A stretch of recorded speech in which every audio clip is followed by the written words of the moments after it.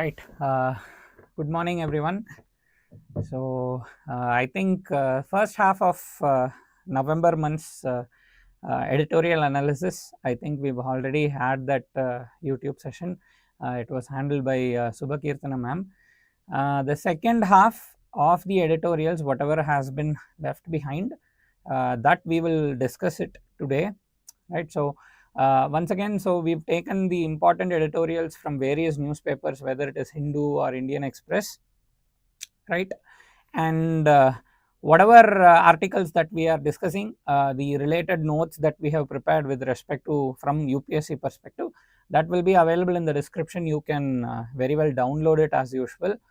And another important thing, so if you are writing any sample answers for mains and you want us to evaluate it, you can put it in the comments. You can put the comments, you can put the question as well, and you can write the answer there as well, so that from our side, from the academy side, there will be people who will be evaluating you and giving you some constructive feedback which you can work upon, right? So with that, I think we can go into our first article. So it is about green transition for India. So I think already we have been discussing a lot of times about green transition, energy transition and all, right? So basically green transition refers to shifting from a fossil fuel based economy to an economy that is based on renewable energy, right? And you are already aware that we have our enhanced NDC, right, nationally determined contribution. We have given our enhanced NDC in the Glasgow summit in COP21, right? So it's also called as Mission Panchamrit. So in which we aspire to install lot of renewable energy based technology, nearly 500 gigawatt of renewable power, right? So here this article also talks about green transition. It mentions that by 2031-32 our peak demand, it will reach 370 gigawatt. So the main thing from newspaper articles such as these, it is important for you to write down these data, because tomorrow in your mains question paper, when you are going to address questions, you need to give data as backup to prove your point. So whether it is such data or committee recommendations or data points from the national international reports or court verdicts, article numbers from the constitution, right, quotes given by thinkers and sayers, all these things, when thinkers and sayings by philosophers, all these things when you come across in your preparation in the material, whether it is in the compilation or in the newspaper or in your textbooks, ensure that you make use of it. So here our peak demand is supposed to reach 370 gigawatt by 2031-32. That is one thing, right? And regarding that, in order to ensure that majority of this demand is going to be met through renewable, we have launched this Muft Bijli Yojana. So it talks about 10 million households are going to be solarized by the addition of solar panels on their rooftops, and that will help in generation of 30 gigawatt of clean energy. So that is the target that we have set under the Muft Bijli Yojana, right? And this article says that despite the subsidies that are being offered, of course you are aware, under the Muft Bijli Yojana, subsidies are being offered, right?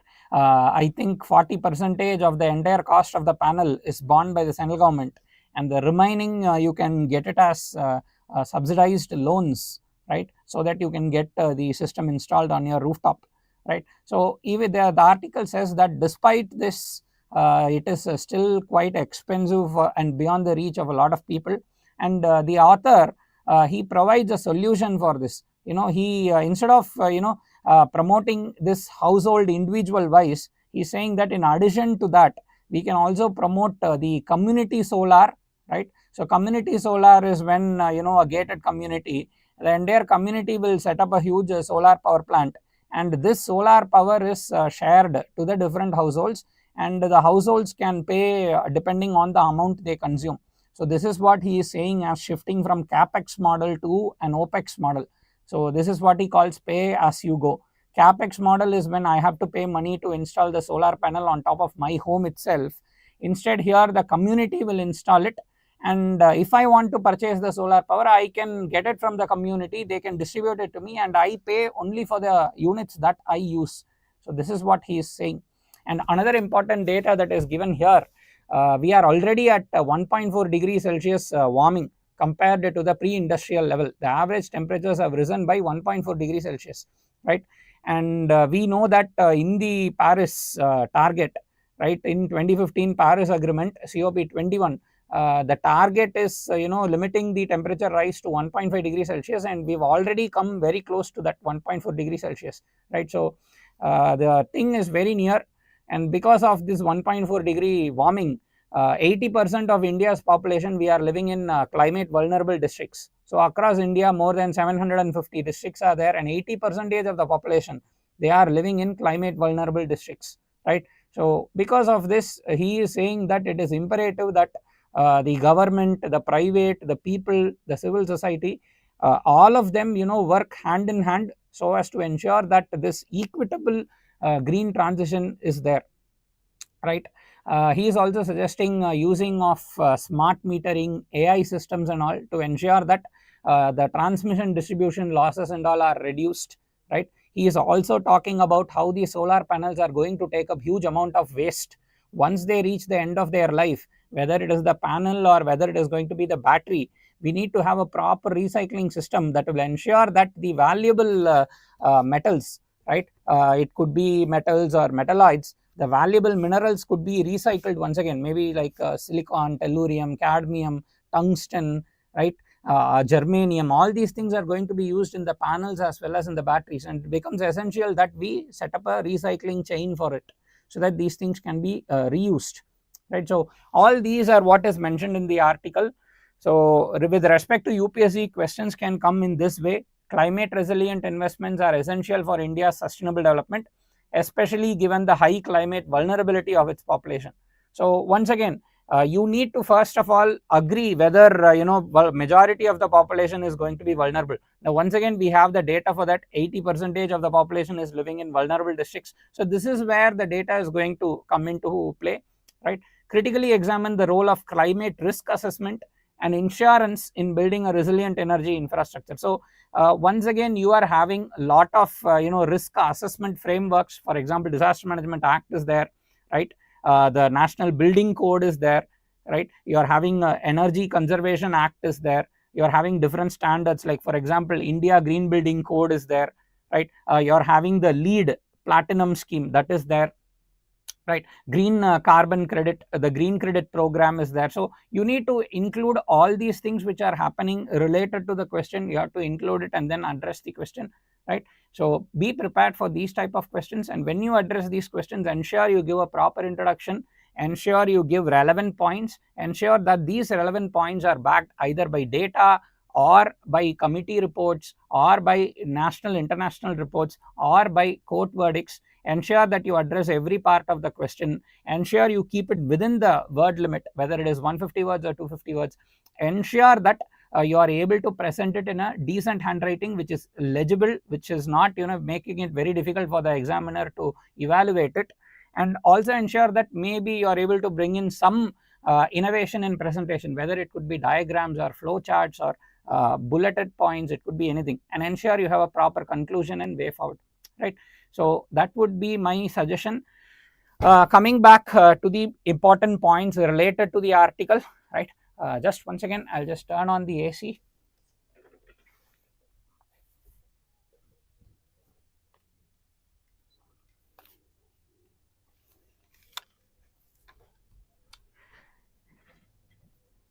Yeah.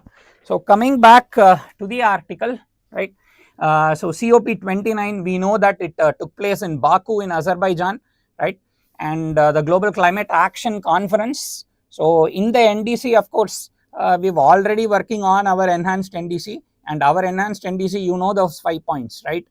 Increasing the afforestation by additional 1 billion tons of sequestration. So 2 to 3 billion tons of sequestration of greenhouse gases through afforestation, reducing the energy density as a percentage of GDP by 45% by 2030 compared to 2005, ensuring that 50% of our needs are met from non-fossil fuels, ensuring creation of 500 gigawatt of renewable power, right?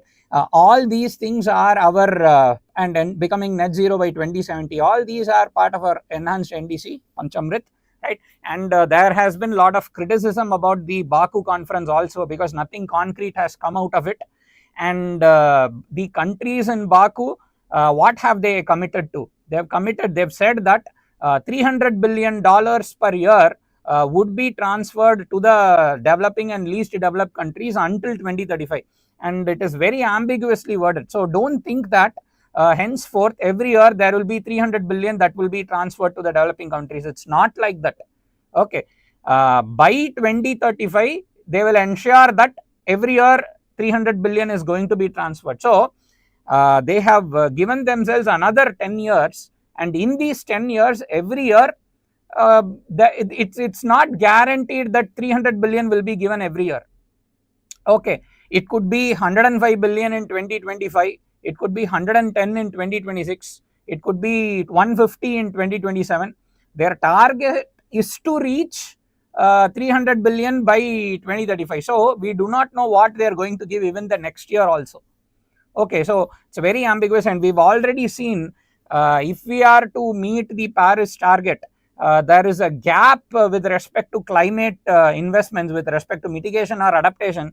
We need at least around $13 trillion by 2030. That is, 13 trillion needs to be invested over the next 7-8 years if we are to reach the or achieve the Paris target in an equitable manner, right? And that leaves us with every year we need at least $1.3 trillion every year. But the commitment is they have not even said what is going to be given in 2025, how much money is going to be given apart from technology transfer and all these things. So that is the situation now, and as we've seen in the article, it has already reached 1.4 degrees Celsius compared to the pre-industrial level. So we are only 0.1 degrees Celsius from the Paris threshold.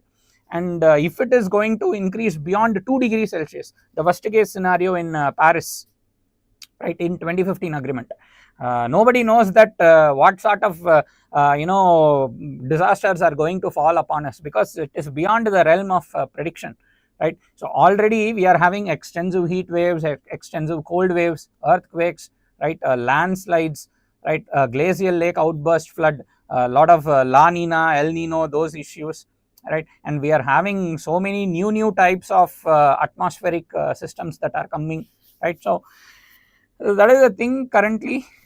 So decentralized energy system. So decentralized energy system means, once again, we are acting as our own power producer. For example, imagine I set up a solar power plant on my rooftop. I become independent of the grid, right? I produce my own renewable power. I'm not dependent on, say, energy that power distribution company. For example, in case of Tamil Nadu, TNEB, right? So we have a huge amount of solar potential. That is why we've launched the ISA, International Solar Alliance. So 10 million households we want to bring under the Muft Bijli Yojana, thereby generating 30 gigawatt of rooftop solar that will promote decentralized power generation. And the only challenge is that we need to ensure that these solar panels are manufactured in India. So it should be linked to the Make in India scheme. Already the production linked incentive scheme, we are giving subsidies. That is one thing. Another thing, we are also having schemes to train the people with respect to solar panel repair and all, right? We are taking steps to ensure that China doesn't dump the solar panels onto us, right? We are trying to address the high installation costs, all these things, right? And the capex versus opex model.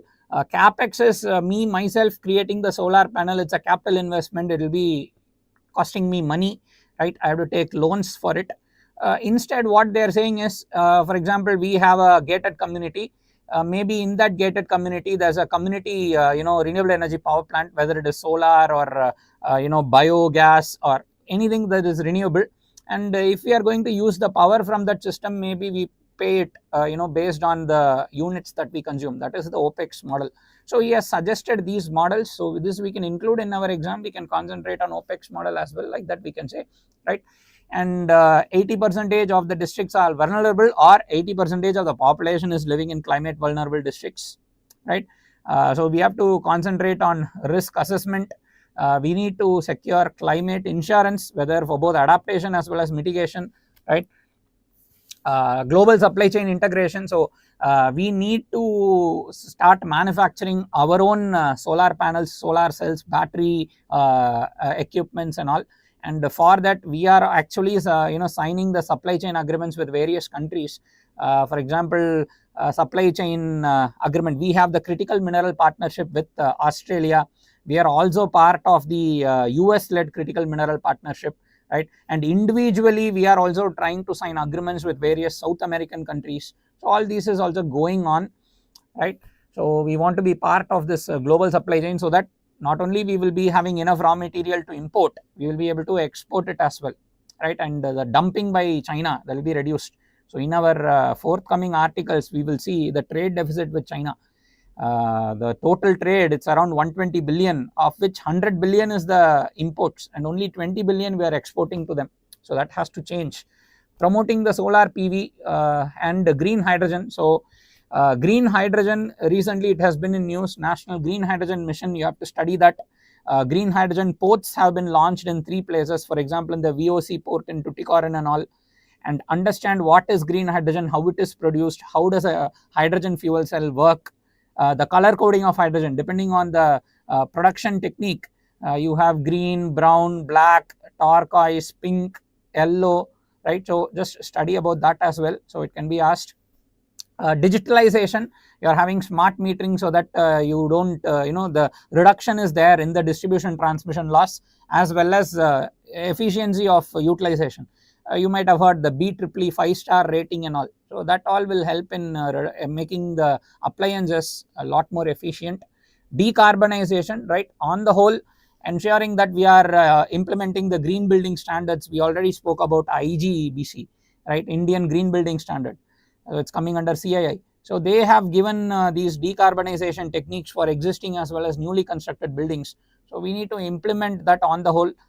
You might have heard of industrial smart cities, right? Industrial smart cities, that is a scheme coming under Ministry of Commerce and Industry. Already 4 industrial smart cities have been approved, for example in Aurangabad, Greater Noida and all. And in those places, the entire industrial smart city has been given the green rating, and it has been given the platinum rating, where it is the best in the world. So just study about that. These things have to be implemented across the country, not only in new projects. The the existing products have to be retrofitted with these technologies, right? Circular economy approach. So you might have heard of it. Once again, instead of that use and throw culture, we need to have a circular economy. For example, if we are mining and we are getting the silicon, germanium, it goes into a solar panel, and in the end of life, once again it has to be recycled. The metal should be recycled, and once again it has to go into a new solar panel, right? So that's the circular economy. You might have heard of other examples also. Usually it is discussed in agriculture, right? You are having a farm, right? You are having cattle. The straw from the harvest, it is given as food to the cattle.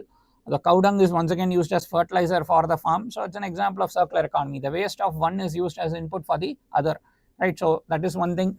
Managing materials like silicon, cadmium, waste to wealth transition, so recycling. One thing that India lacks is a strong recycling culture. There's a huge potential, and I am also wondering why it is not happening. Companies like Adani or Ambani, Tatas, right? I also wonder why they don't invest in the recycling, because there's huge wealth in recycling. We can recycle huge amount of metals, plastics, glass. We can produce huge amount of manure. We can produce huge amount of biogas.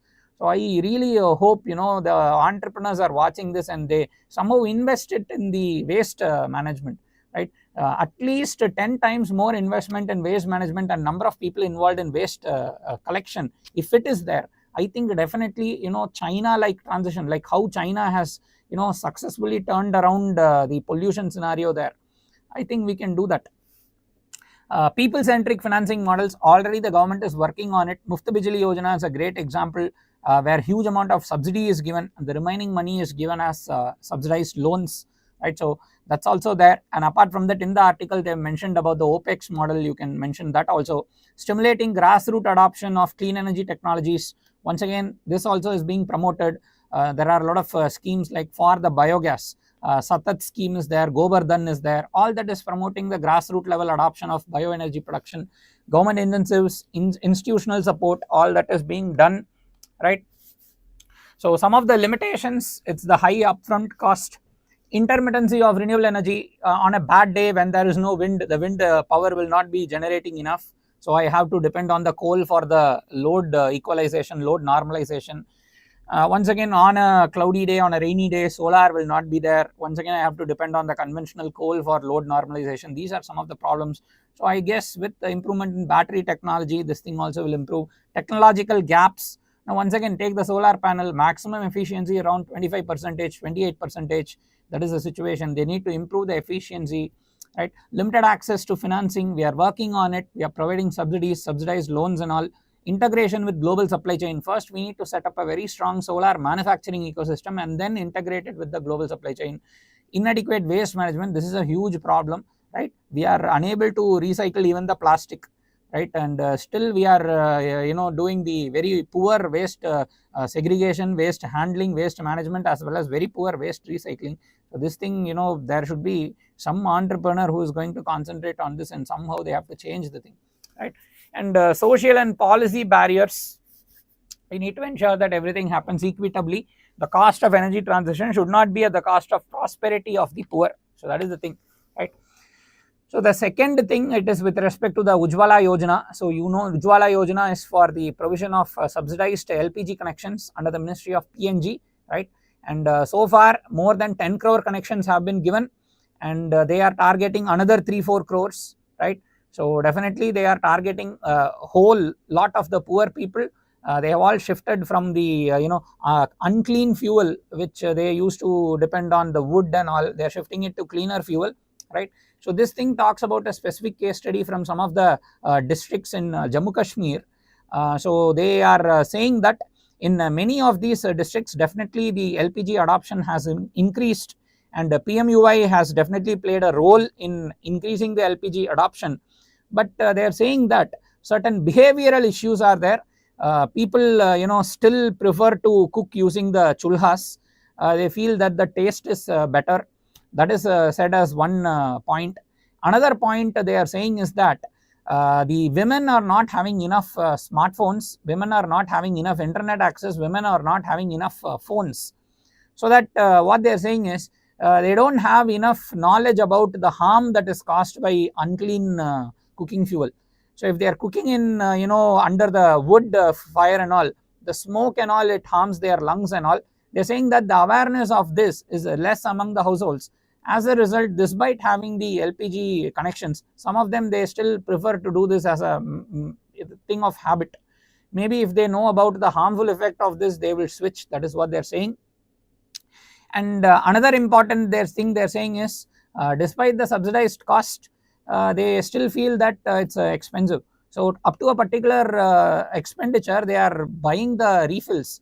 Beyond that, they are stocking on the fuel wood, and then they are shifting to it if it goes above a particular expenditure. So these are some of the points that the article has mentioned, right? So question can come like this in mails. Discuss the social and environmental impact of Ujjwala Yojana. What are the challenges in implementation? So it's one of the successful schemes, right? 10 crore beneficiaries already reached, right? And social environmental impact, you need to know cleaner fuel, better health outcome. It reduces the pollution, reduces PM 2.5, PM 10, right?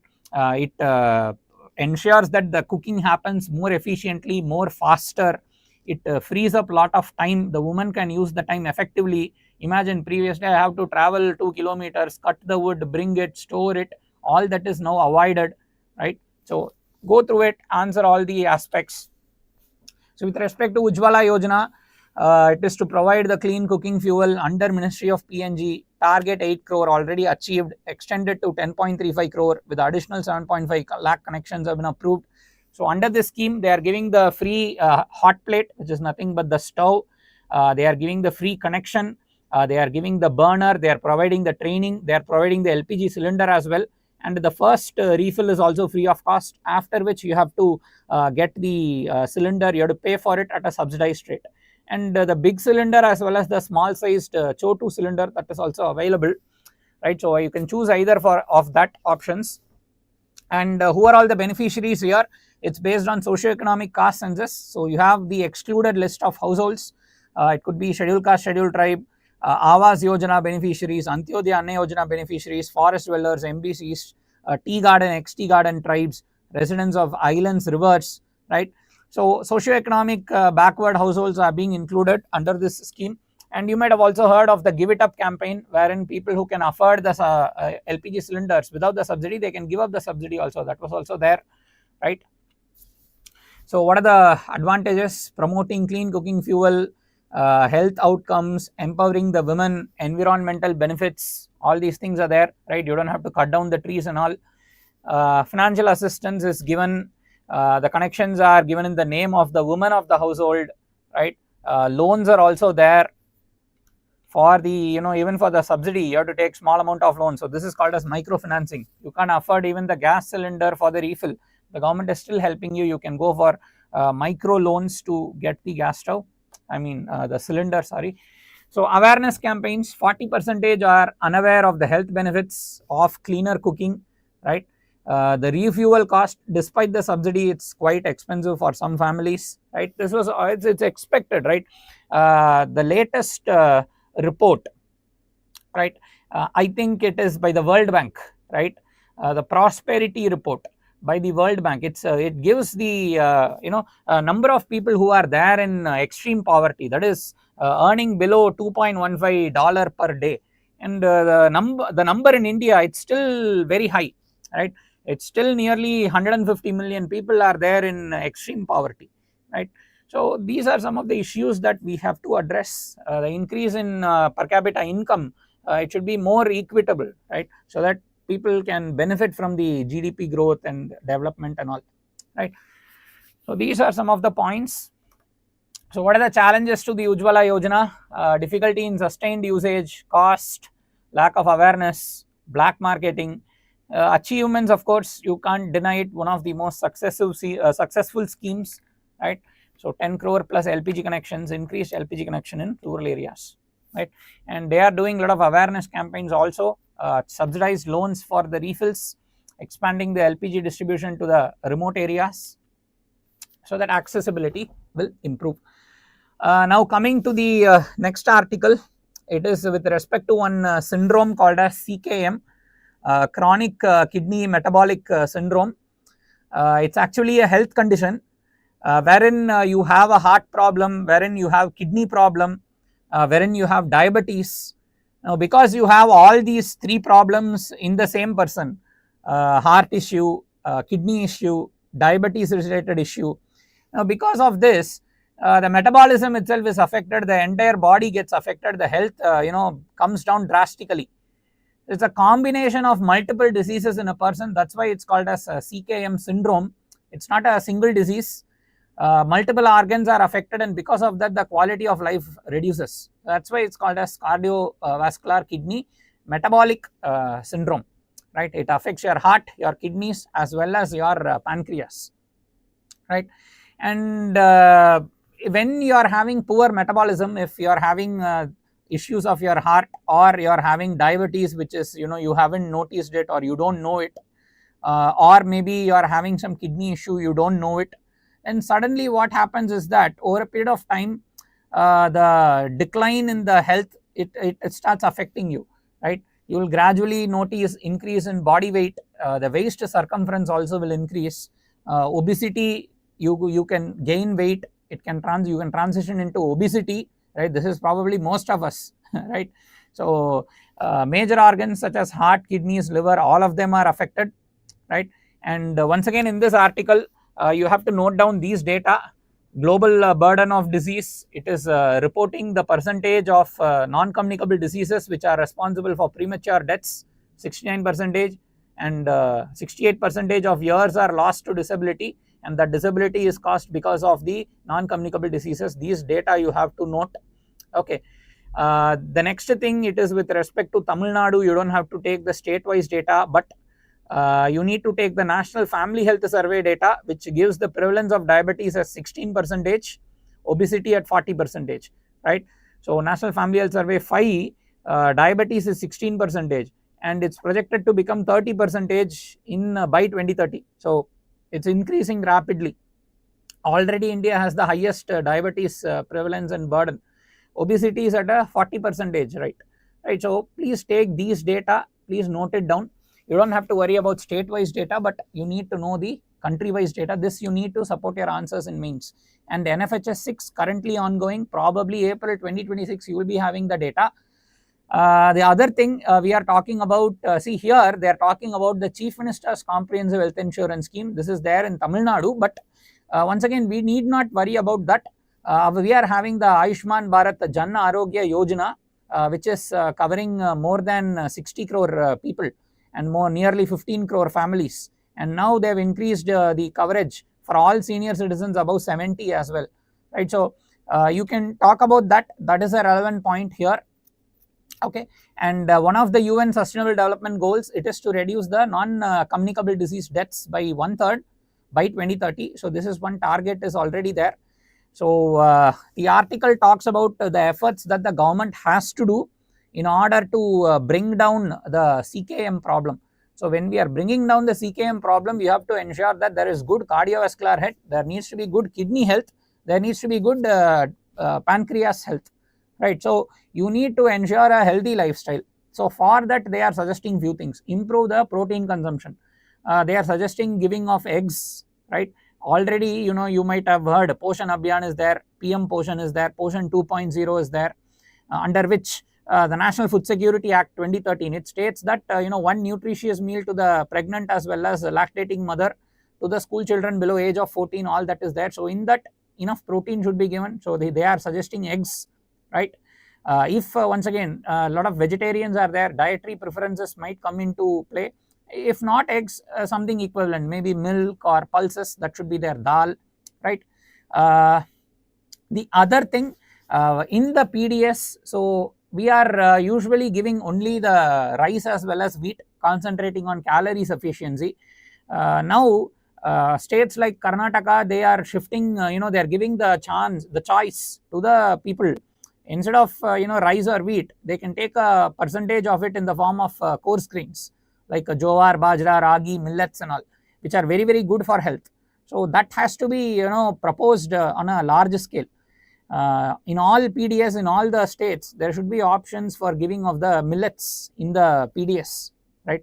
And the globalization has brought in a lot of changes in the working style, night shifts, right? Unhealthy sleep-wake cycles, right? Brain fatigue, all these problems are there. So working out, all that is important. And they've also given the World Diabetes Day as November 14. So this can be asked.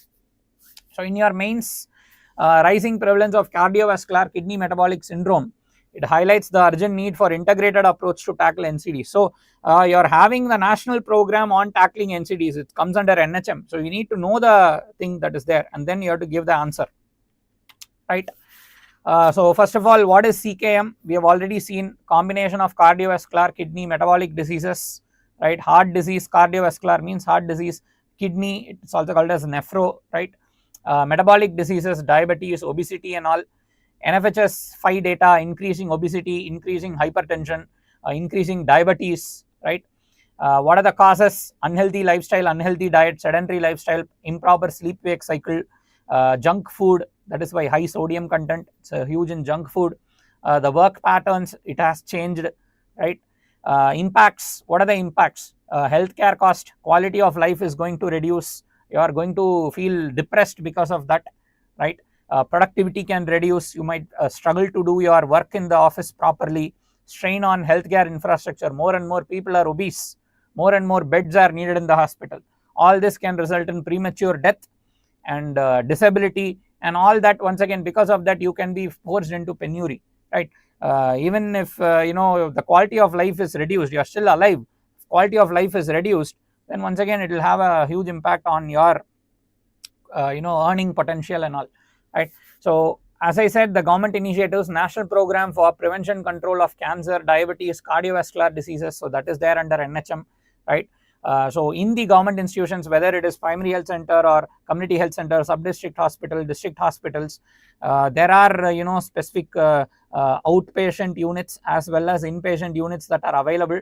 So if in the primary health center you are detected with say hypertension, they'll refer you to the higher secondary care institution. So it's on us to ensure that we take the treatment properly, change our lifestyle. So this is where Ayush integration can help. We can follow the lifestyle as prescribed in Ayush, like following yoga, meditation and all, right? Early diagnosis is key, right?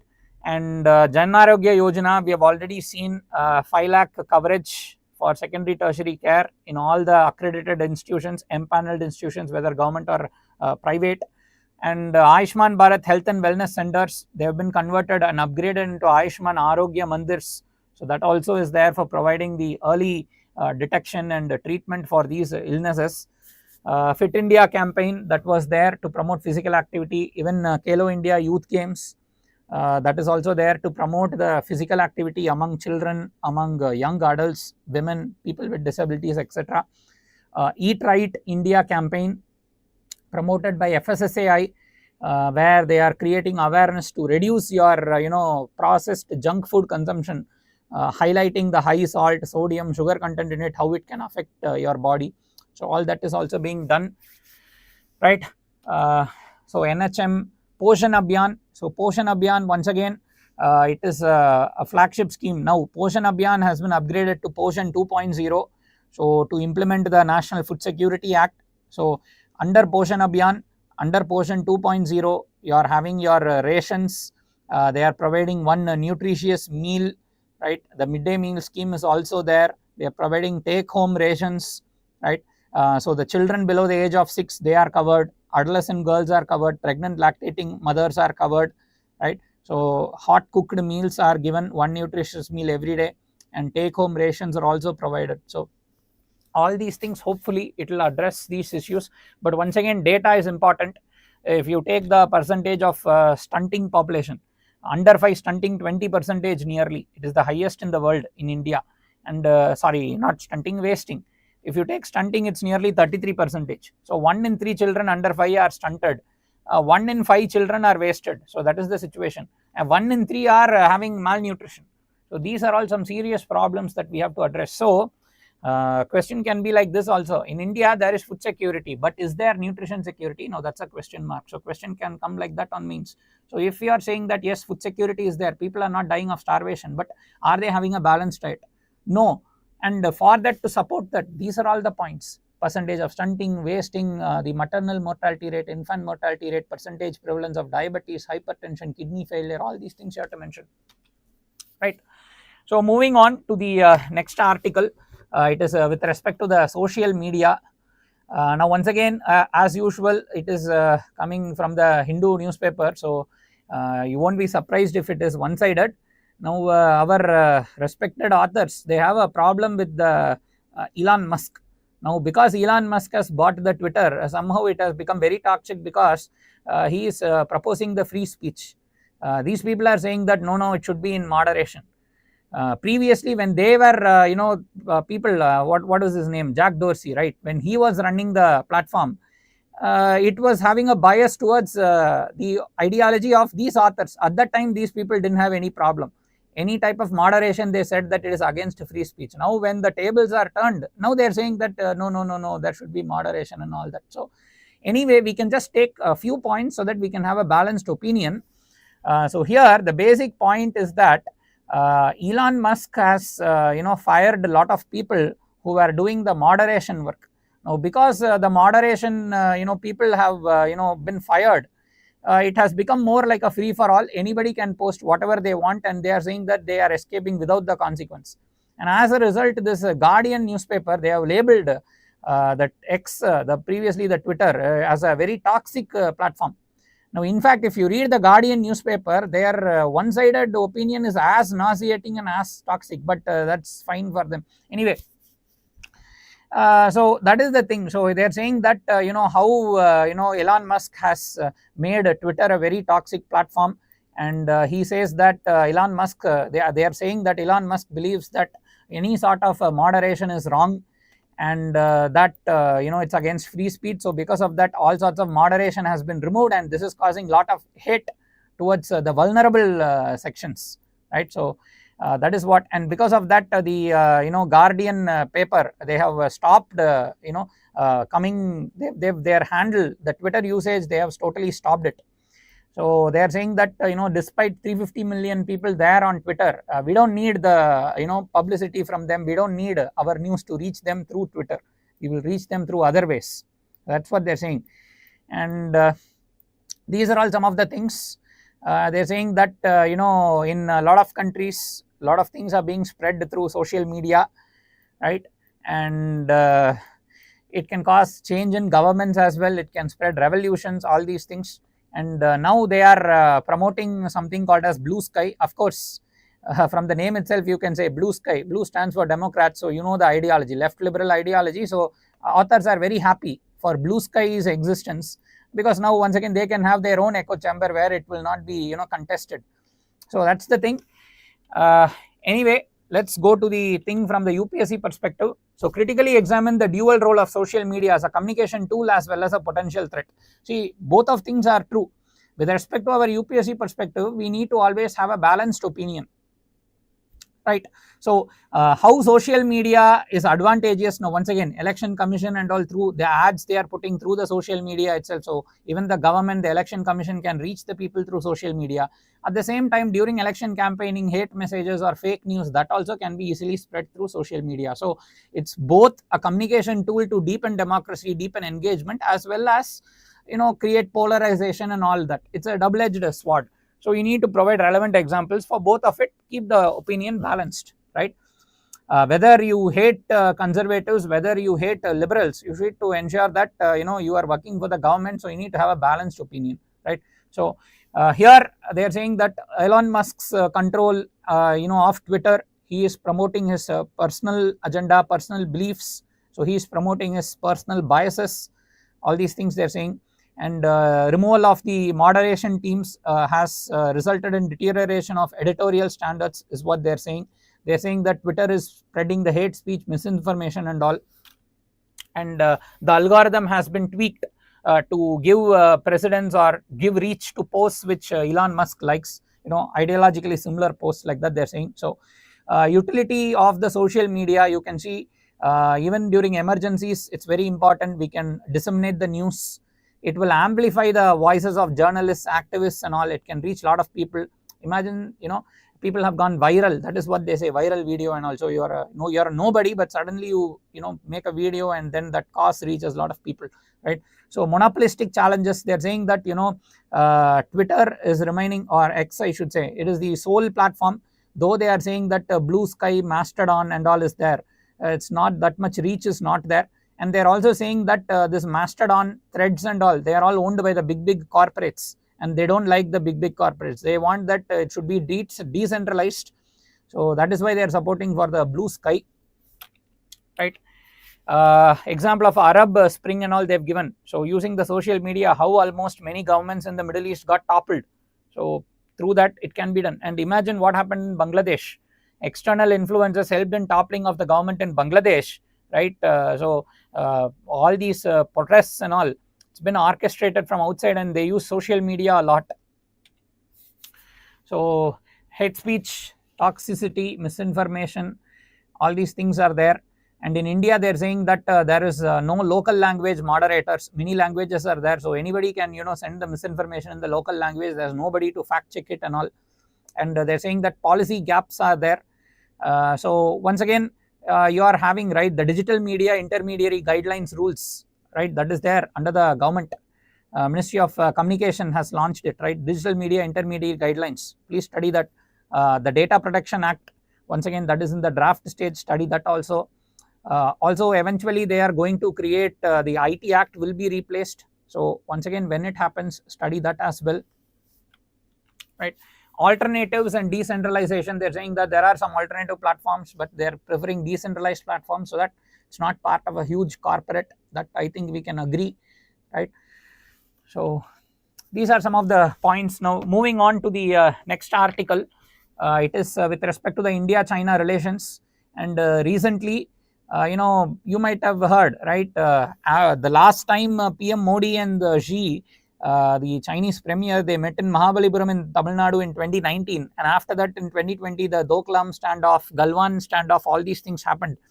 And after that for nearly 5 years there was no direct bilateral engagements between the two countries, right? And recently there have been some engagements. Prime Minister Modi met Premier Xi Jinping in Kazan as part of the BRICS summit. Then our External Affairs Minister Subramaniam Jaishankar, he also met the Chinese counterpart, their Foreign Minister Wang Yi, at the Rio Summit, G20 Rio Summit. And recently, I think in December month, just a few days ago, our NSA Ajit Doval once again met the Foreign Affairs Minister Wang Yi of China, right? So all these things, recently we have restarted the engagement, and even Defense Minister Rajnath Singh, he was in Laos, where he met with the Chinese Defense Minister, right? So these things, there's a thaw in the relationships, right? So people are coming back to the discussion, right? So this article talks about that only, right? How India and China, the relationship between them, how the dynamics are, how it can impact the world politics, right? In which areas we can cooperate, in which areas the competition, does not become confrontation. That is the main thing. We can compete, but it should not become a confrontation. So that is the thing, right? So main problem that is holding us back is the LAC issue, right? And the Peace and Tranquility Agreement of 1993, it has been violated many times, right? Especially by China. They have built rapid infrastructure developments in the in the border areas, and in response to that, we are also trying to improve our infrastructure in the border areas and all, right? So all these are some of the issues, right? So question can come like this: in recent times, Asia witnessed a progress in Indo-China relations. However, there is still skepticism and trust deficit, right? So of course, eventually, like initially there was a progress, right? In the first term of Prime Minister Modi, there was progress, I guess, until 2019 there was, and after that there is a lot of trust deficit, especially after Galwan, and especially after the Doklam standoff has deteriorated rapidly, and China investing heavily in the China-Pakistan economic corridor, which passes through Pakistan occupied Kashmir. So that's a sore point as well, right? So brief background of India-China relations. So since time immemorial, culture has been there, part of Silk Route, Buddhism, right? And upon independence, once again India supported the Chinese getting a permanent seat in the Security Council. India recognized the annexation of Tibet by China, right? You might have heard of the slogan Hindi Chini Bye Bye. That was also there. In those days, that was our foreign policy was based on idealism and naivety. So we were learnt our lesson probably in 1962. The forward policy failed, and the Indo-China war happened, and China occupied a huge expanse of land, especially Aksai Chin as well as in Arunachal Pradesh. But of course they withdrew from Arunachal Pradesh, but Aksai Chin, majority of it is under the Chinese control, right? So these are some of the things. In 1980 to 2000, the ties improved, right? Bilateral trade also improved, of course, to China's benefit. China became India's largest trading partner. In other words, we became their biggest dumping ground.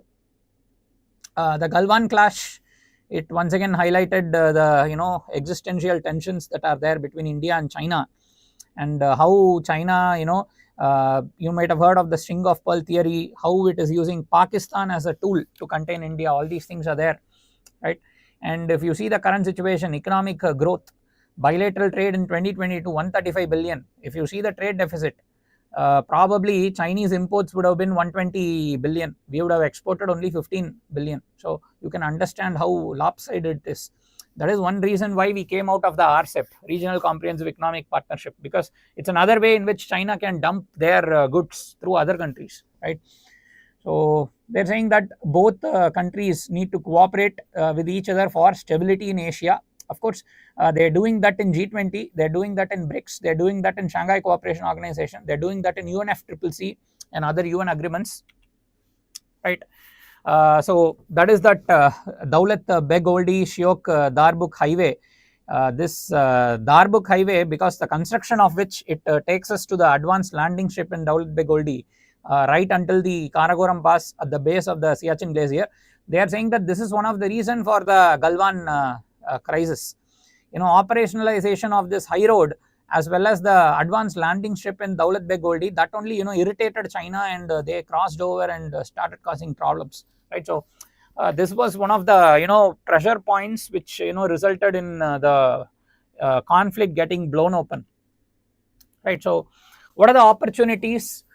So both of them are key players in the global south. That is one thing. They can talk together in one voice in the climate summit and all. That is why long back, I guess 2008 2009, basic countries, Brazil, South Africa, China, India, they created the basic countries so that they can cooperate in the Copenhagen summit of UNFCCC, so that they'll voice their concerns in one voice. The global south will voice it in one voice, headed by these four countries, right? So that is one thing that is there. Collaboration in technology, infrastructure, renewable energy. A lot of Chinese infrastructure companies, they are winning the contracts, right, under the PPP model, whether it is for construction, metro rail, all these things. Joint participation in the Asian Infrastructure Investment Bank, of course the BRICS Bank also you can mention, Asian Development Bank also you can mention. We are all stakeholders in that as well. The major challenges, of course, the LAC issue, unresolved problem. You can also mention the Tibetan issue, right? Close alliance with Pakistan, the CPEC passing through POK, how China is funneling a lot of money into Pakistan, right? When the world is boycotting them, China is helping them out, ensuring Pakistan renews its terrorist activities in India, especially in Jammu Kashmir region. The problem of huge trade deficit for India, right? We are at the receiving end of Chinese dumping. Geopolitical rivalry, we are part of the Quad. They are having their own Belt and Road initiative. We are also promoting this free and open Indo-Pacific policy of the US and all. So China feels that it is all aimed at containing China, so that things is there. Increased military build-up. China has built up rapid infrastructure in the disputed area. This is alarming us. So somewhat lately, after 2014 only, we've woken up to the reality. We are starting to construct infrastructure there. Now, once again, this infrastructure, it can cause problems also, landslides and all. And you might have heard the China's massive hydroelectric power plant near the Great Bend across the Brahmaputra, just before the LAC, just 30 kilometers up front, near the border with Arunachal. They are building this massive hydroelectric power plant, right? Nobody knows what environmental damage or how they are going to weaponize the water, right? They're saying that it is a run of the river project, but nobody knows. What if they divert it? What if they store it and then suddenly they open it? All this can be problems. So recent developments: Modi meeting Xi Jinping, Jaishankar meeting Wang Yi, Rajnath met the defense minister of China. So all these things, China, both of us, we see ourselves as members of the global south, leading the global south with other countries. So these are some of the points, right? So we'll move on to the next article.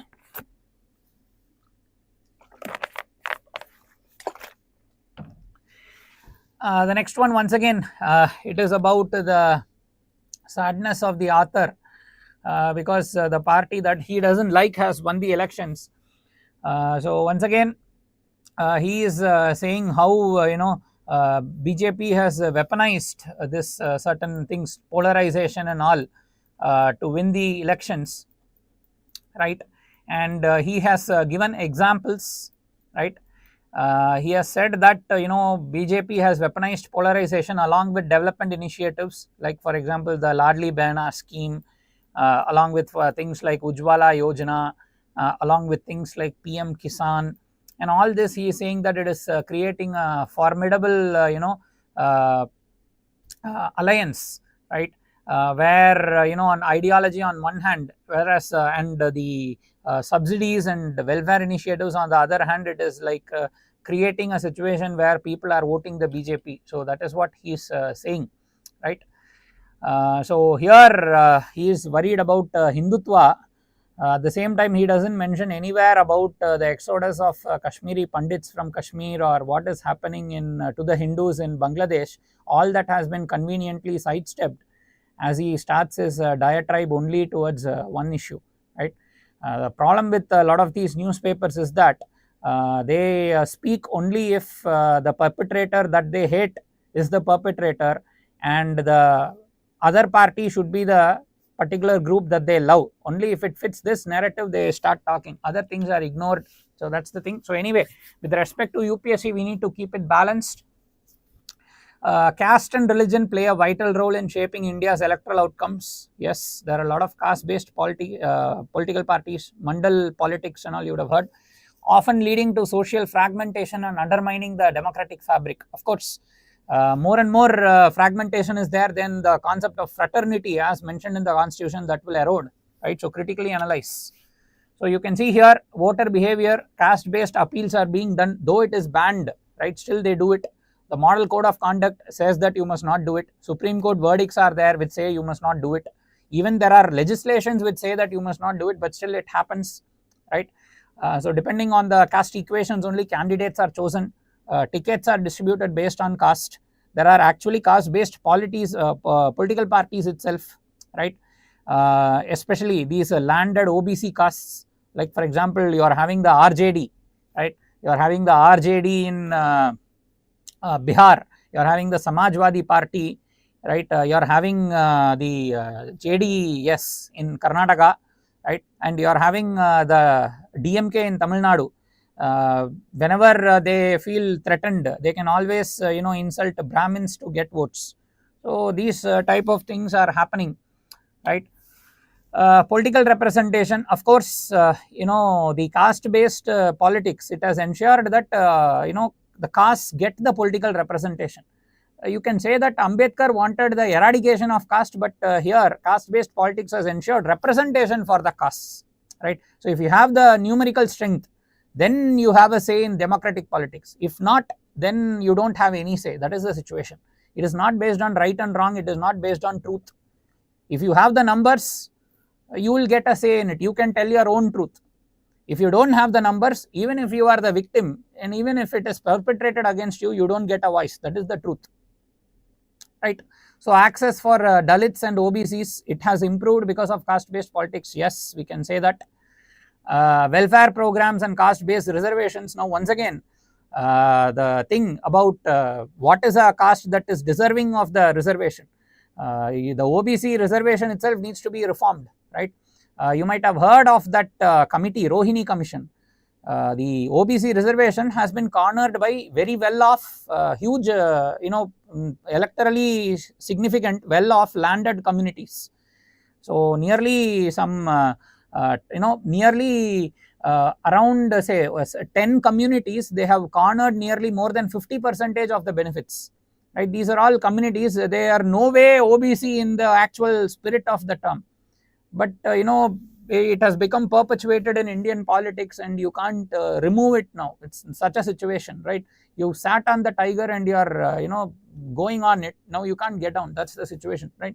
So fragmentation, identity politics, sidelining developmental agendas, perpetual inequalities, hindrance to meritocracy and social cohesion. Yes, it's also truth. You can see the marks.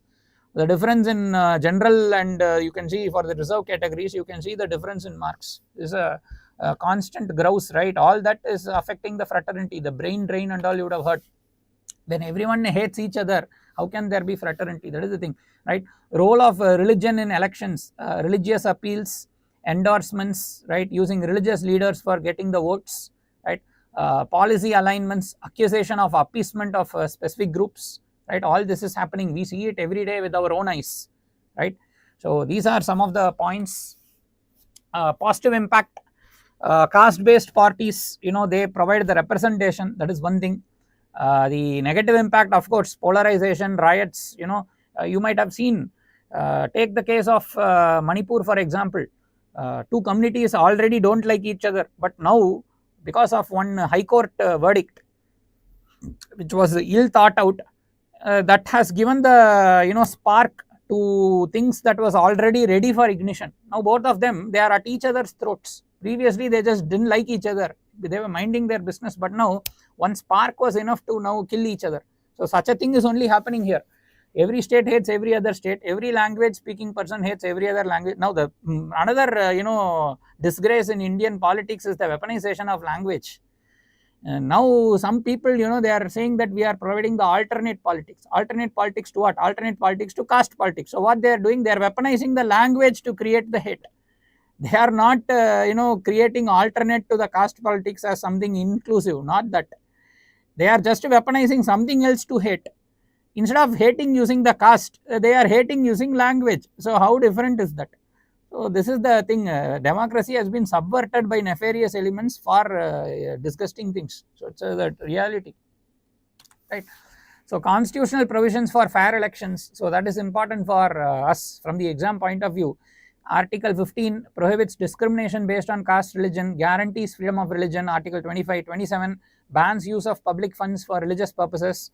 Representation of People Act 1951, this is what I told you, declares caste and religious based appeals as corrupt practices.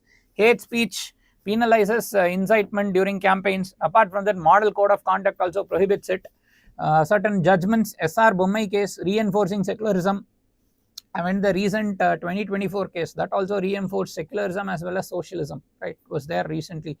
The Abhiram Singh case banned electoral appeals based on caste and religion, but that does not stop the parties from doing so. So caste based alliances, that is there. This is what they call social engineering, right? Religious polarization is there, okay, and rise of certain caste leaders through reservations, that also has been taken place, right? So what are the suggestions? Strict monitoring of the laws, so that in the election time you are appealing to incite hatred and all, you will be punished. And you should have a genuine change of heart, inclusive government. The judiciary should ensure that proper oversight is there. Reduce caste and religious bias. Now once again, this is a conundrum, right? If everything is based on caste certificate, how can you reduce caste consciousness? So that's the thing, right? So these are all some of the points. Now moving on to the next article. So it's about the 75th anniversary of the adoption of the constitution, right? November 26, 1949, November 26, 2024, 75th anniversary, right? And in this is a very well written article by Shashi Tharoor. You can please make a note of sayings of Ambedkar here. It's very important, right? So Ambedkar, he said that however good a constitution may be, it can turn out bad because those who are called to work it happen to be bad. So you can please make a note of it. Though the constitution is good, whoever is in power, they will alter the constitution based on their own liking, and if they are not honest, then it can turn out bad. So make note of it, right? So please make a note of these things, right? And another thing Ambedkar highlighted, there is absence of two things in the Indian society: equality and fraternity, right? So politically we are giving this equality in terms of one man one vote, but socially and economically, both caste wise and class wise, there are a lot of hierarchies in 1947 as said by Mr. Ambedkar, right? So fraternity means, once again definitions are there, make it use for your ethics. It's a sense of common brotherhood among the Indians, but because of caste, because of other things also, you can take language or class also, there is not enough fraternity, right? So these are some of the points that he has mentioned, and he has also given some very good insight, right? Religious divisions and absence of common sense of nationhood among some Indians, fraternity has not been achieved, but it was indispensable, since liberty, equality and fraternity are all intertwined, right? Without equality, liberty would produce the supremacy of the few over the many. Equality without liberty will kill individual initiative. Without fraternity, liberty will produce supremacy of the few over the many. So this is how liberty, equality, fraternity, all three should be there. You remove one thing, then it will create an unjust society. That is what he is saying. So please go through it. And in the article they are saying that the OBC reservation, it has resulted in caste representation, not forgetting of caste. It has given the caste representation. And this reservation, as initially thought of as temporary, is now become entrenched, and there is no way it's going to go away. That is what they are saying, right? Now because of that, there is perpetual hatred between different castes. That's also something that Mr. Tharoor has pointed out in the article. You can see here, he has quoted Deepankar Gupta, the renowned sociologist. Extension of reservations to the OBCs saw caste as an important political resource to be plumbed in perpetuity. Now the political parties are playing with it as a tool, right, for reaping the electoral rewards and making money, right, at the cost of fraternity of the Indian society. So that is the thing, right? So he has also mentioned about one international rating, this VDEM Institute. So this VDEM Institute, this varieties of democracy, they have this democracy index. So in that they have categorized us as electoral autocracy, right? So you can study about VDEM, who is giving it, what are the rankings and all. right? So these are some of the points mentioned here. So starting from inventing the basic structure doctrine, the judiciary has played a highly proactive role in ensuring that India developed into a thriving democracy. In light of the statement, evaluate the role of constitution in holding India as a whole. So it's a very, very good question, right? Lot of things to be addressed, various court judgments you can give, various articles you can give where liberty, equality, fraternity is upheld, right? So reading the important points from the article, 75th anniversary, November 26, 1949, right, came into effect 1926-1950, honoring the Purna Swaraj Declaration of 1930, core principles, justice, liberty, equality, fraternity. You must know from which constitution they have taken this. Ambedkar's role in it, chairing and drafting the committee, shaping the constitution. Constitution allows amendments but warns against misuse. Now this has been operationalized by the Supreme Court. You have the basic structure doctrine, you can't alter it as you please. You might have also heard of due process of law, so that is also there. Success relies on moral standards of leaders, yes, right. So the point, you can make note of the point in the bottom. The lacunae identified by Dr. Ambedkar: liberty without equality, equality without liberty, fraternity crucial for sustaining both. So we have discussed that. Caste, religious divisions weaken the unity. Fraternity is vital to uphold democratic values. 75 years later, limited progress, still caste based divisions are there, right? These divisions erode public trust, erode fraternity, and reservations, of course, they dominate the political discourse, and there are new groups wanting the reservation. Now everyone is fighting to become backward. So you might have heard Maratha reservation, Kumbhi reservation, right? Kumbis, Maratha reservation in Maharashtra. All this is happening, right? Identity politics has become the dominant narrative, dominant theme. So all these are some of the issues. So how are we to provide ethical governance in such a society when people itself are short on ethics? It's very difficult to provide ethical governance, right? So apathy, it enables political misuse. Citizens must defend justice, equality, fraternity. Theme, leadership and active citizenship, uphold constitutional values. All these things are there. So let's go through it. The next article, very, very important. It is with respect to the NREGA, right? The National Rural Employment Guarantee Act, the flagship scheme of Ministry of Rural Development, which guarantees 100 days per household, the mandatory work, right, per year. Okay, anybody above 18, they can work in it. And the thing is that the article states that a lot of beneficiaries, they are getting their names deleted. Okay, the NREGA Act very clearly states that deletion can happen only if the Gram Panchayat is satisfied. Okay, and the Gram Panchayat has to be satisfied. There should be proof that, okay, this person has migrated elsewhere, this person has refused, they don't want to be part of it anymore, or for example, that particular Gram has become a municipal corporation, that is, it has become urbanized. Only then it can be removed. Okay, or if they have obtained it through fraud. Okay, but here due to other reasons, it's getting deleted. Okay, so the usual process is, if it is any of these reasons, the Gram Panchayat can then ask the program officer to remove the name.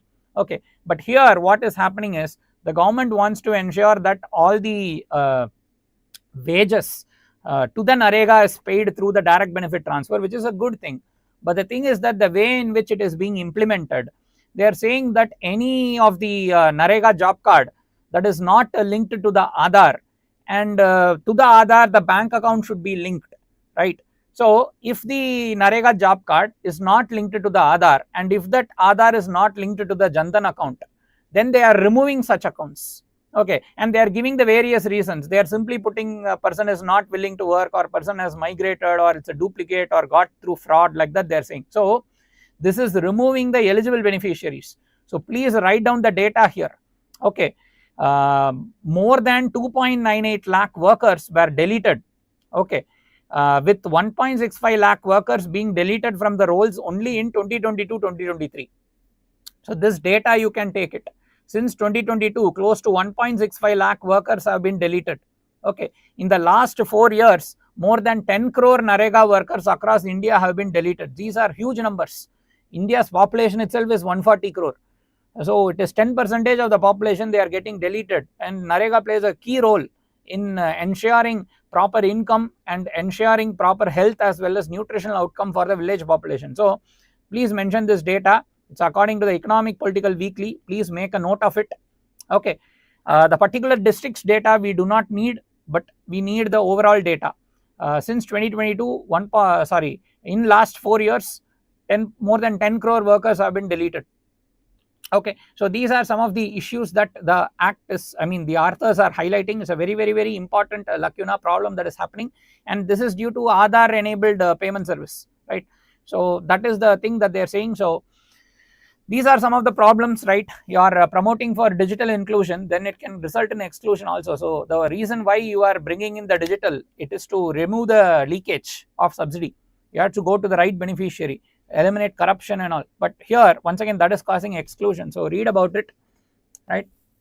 I'll just have some water.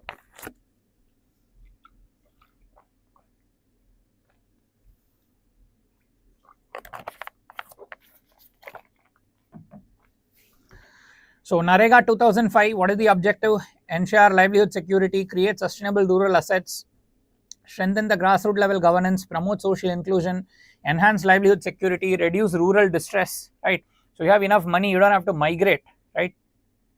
So it's covering all the rural areas in India. Gram Panchayat will identify the projects, issue the job cards, district program coordinator for the district wide implementation, State Employment Guarantee Council for the policy inputs and scheme evaluation, significance, social justice, safety net, poverty alleviation, women empowerment, climate resilience. So they're creating the lakes, water conservation, structures, canals, all these things are being done, afforestation, right? So all these things are there. And fundamental rights, equality before law, prohibits discrimination. So that's the thing. Just because you don't have a bank account and an Aadhaar card that is linked to that, and that is not in turn linked to your job card, it's getting removed. So discrimination, right to life with dignity. So NREGA is promoting all these things, but there are some implementation issues where these things get violated, like for example Article 15 getting violated, right? And even DPSP, right to work, right? Public assistance is the responsibility of the government to uplift the weaker sections, right? Ensuring decent standard of living, ensuring same wage for the same work for both man and woman. All these things are there.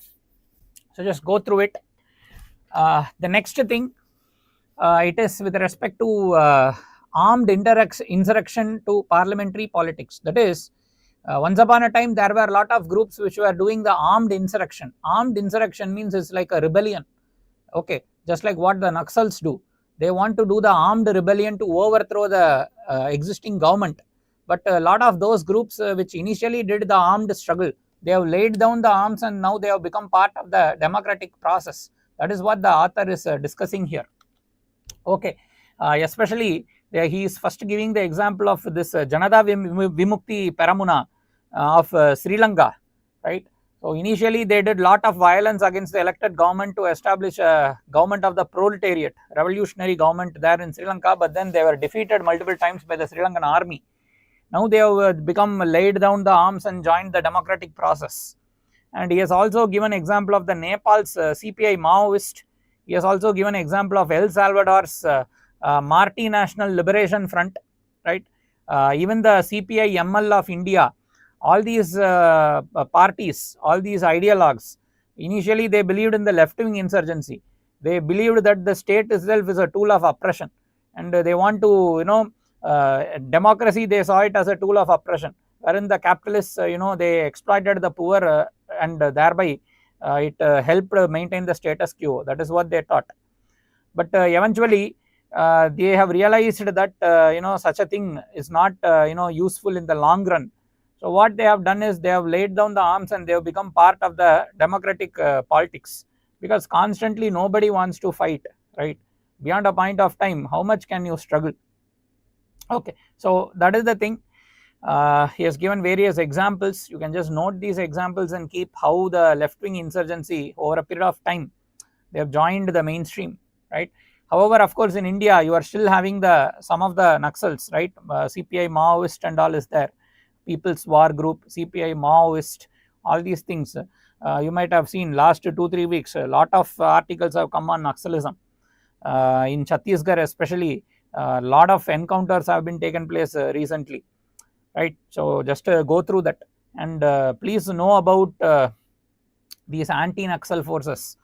We use the CRPF, we use the Greyhounds, right? There are special anti-Naxal forces of different states. greyhounds, like that. Different states have their own thing. So study about that also. They can give like match the following. They can also give the paramilitary forces, and they can ask the match the following. What is the purpose of each? In that, like that also in prelims it can come. So read it. Okay. So he has given the examples of these countries and said that they have joined the democratic process. So that is the thing. So when he said that it's a success of democracy, so it is becoming more and more inclusive. Democracy shows that it is resilient, and it shows inclusivity when even these groups eventually can come back and join the democratic process. And India is promoting such things also. We are having the rehabilitation program for the erstwhile Maoist Naxals and all, right? So how has left-wing extremism impacted the democratic framework, and what challenges arise in reconciling Marxist ideologies with democratic governance in contemporary India? So in India especially, this will not be that much of a problem because socialism is there in the preamble itself, and we are having a mixed economy, right? We are having public sector undertakings and all. So it's not like entirely capitalist, it's not entirely socialist. So there's a healthy balance between the two. So definitely Marxist ideologies can be made to reconcile with the democratic setup in India. So you just have to give the backup like this, right?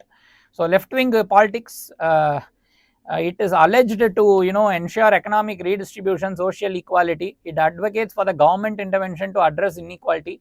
It emphasizes social justice, including civil rights, gender equality, environmental stability. So we have seen all how it has played out, right? USSR was a left-wing laboratory. What civil rights was there, or even Pol Pot's regime, the Khmer Rouge, right? The Khmer Rouge, what civil rights was there? That is again a question mark, right? So it's all supposed to be, but never have actually they have implemented it, right? No left-wing government ever promoted civil rights or anything. Even you can take the example of Kerala or West Bengal. Even to conduct a panchayat election, there should be 100 people who will get killed, right? Booth capturing, violence, they'll kill the people, if they vote somebody else, they'll threaten them.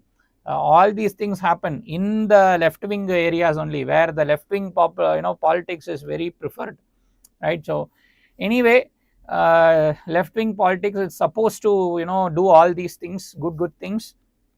Reality, it's a different thing, right? So left-wing versus right-wing politics, they have given an example. Just there's an error here. They have given caste census, so just remove that. Should be left-wing, right-wing. Left-wing, social equality, government intervention, progressive taxation, universal health care, favors public sector involvement. Right-wing, they are saying it promotes the capitalism, free market, supports privatization, tax cuts, national security, favors individual responsibility, traditional values, all these things, right? So contributions of left-wing politics, definitely there are some good contributions. Even take our PDS, for example, public sector undertakings, for example. All these are contributions of left-wing politics, cannot be denied, right? Emphasis on the 5-year plans, right? NREGA, land reforms, especially in Kerala, West Bengal, trade union movements, right?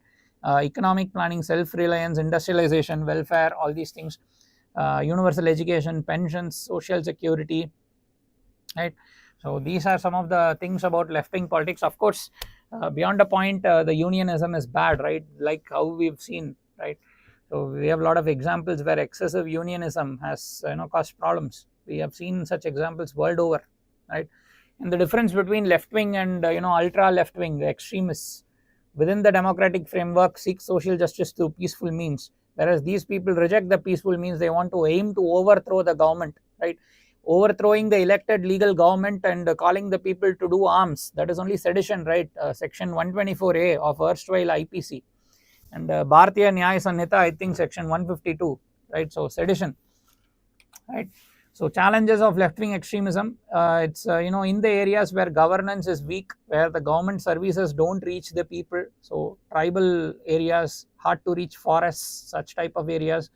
And the left-wing extremists, you might have heard that Balimela reservoir attack, one of the most bloodiest attack, where nearly 40 police forces, they were all attacked when they were traveling on a boat in Balimela reservoir in erstwhile Andhra Pradesh, right? So attacks on security forces, and then you might have heard of the encounters and all.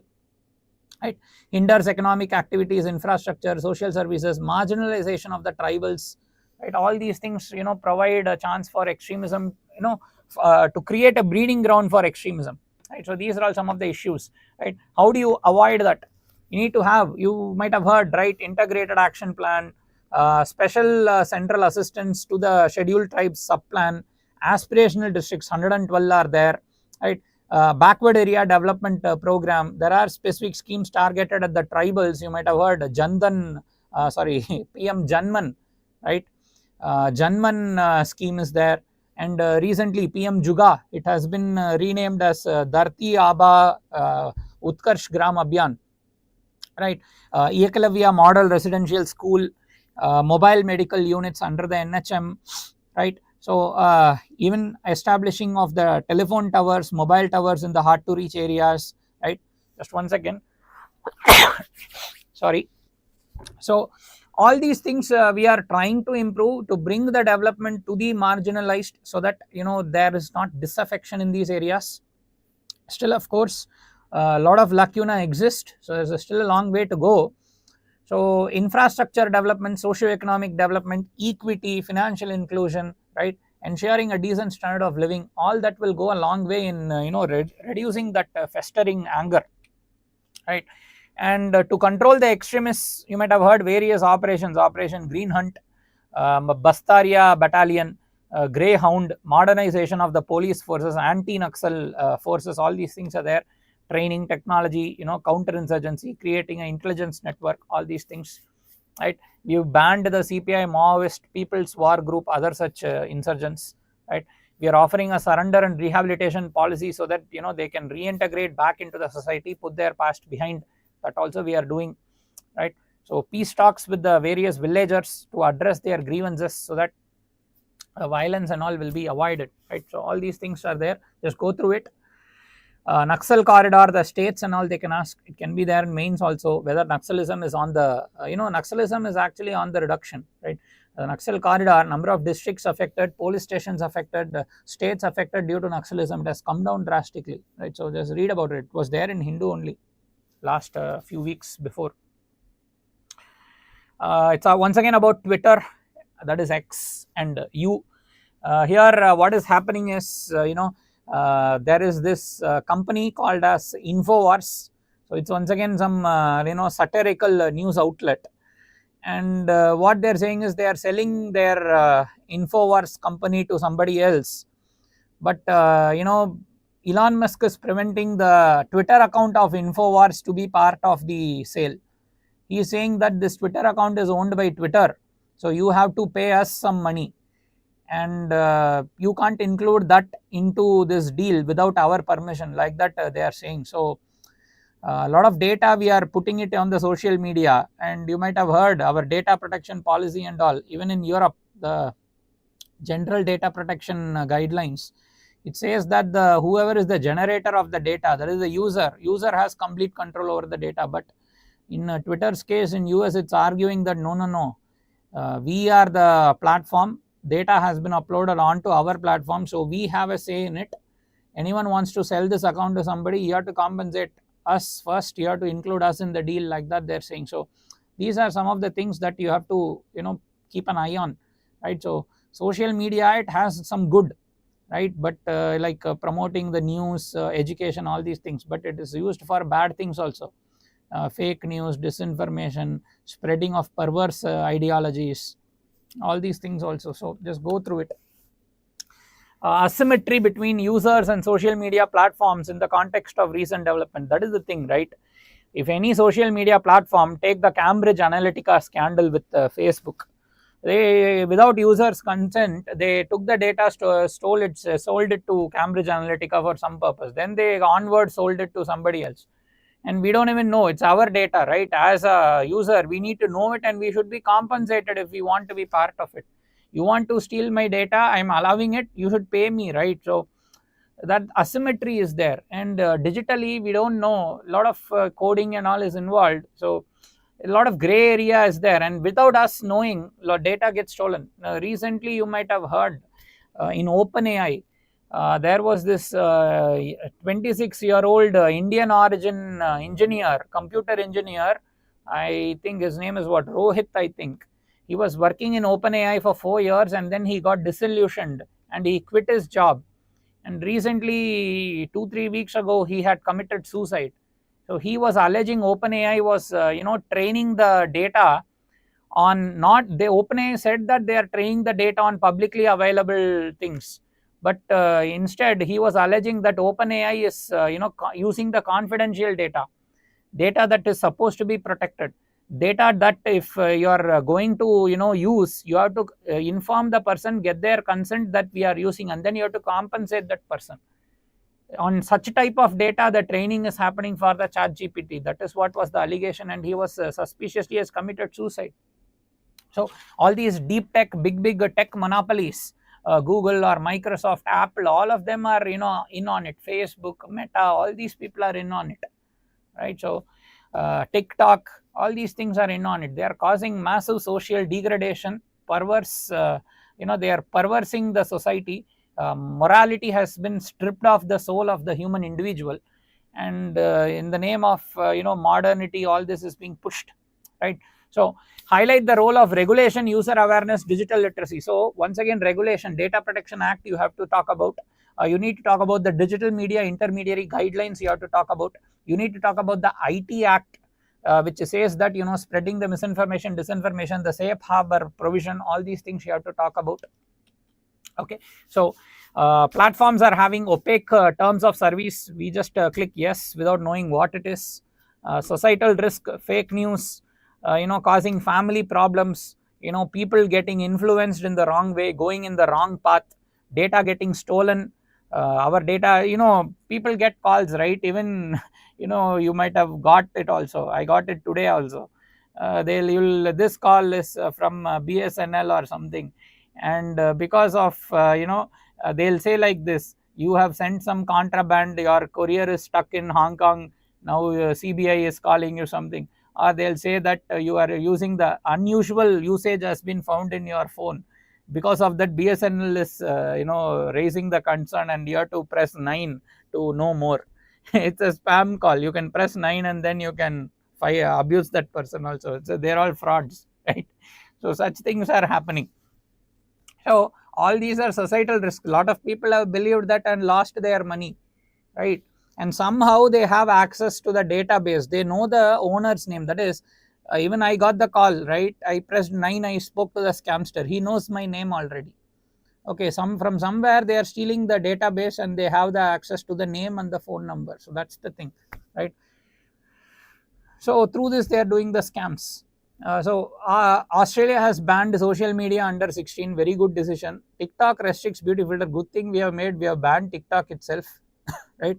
Challenges in enforcement, user empowerment percent. So in this you have to congratulate China, right? In China, even the video games and all were not allowed until recently, and even in China, in TikTok and all, it's below 13 years means in TikTok only the educational content is allowed. No other nonsense. All these things, like song, dance, and all is not allowed.